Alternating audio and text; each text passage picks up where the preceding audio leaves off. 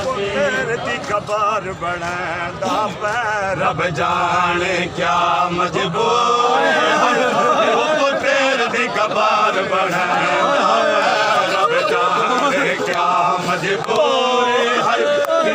तेरे दी खबर बनांदा पैर रब जाने क्या पूरी तवज्जो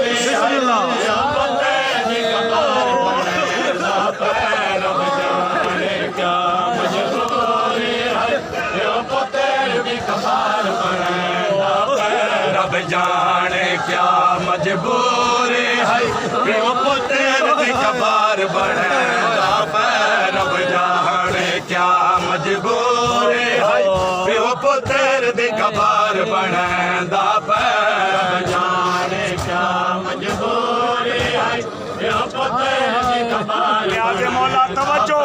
रब जाने क्या केड़ी मजबूरी मेरे मौला प्यो पुत्र दी खबर बनांदा पहले गले चुमदा है बचड़े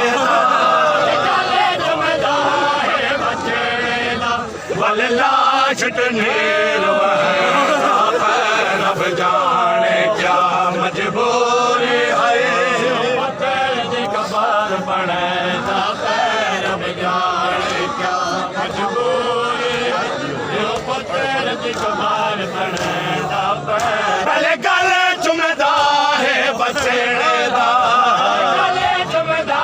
है बचड़े दा वल लाश तनेर वहदा पैर रब जाने क्या मजबूर है पुत्र दी खबर बनांदा पैर रब जाने क्या मजबूर है पुत्र तवज्जो दी खबर बनांदा पैर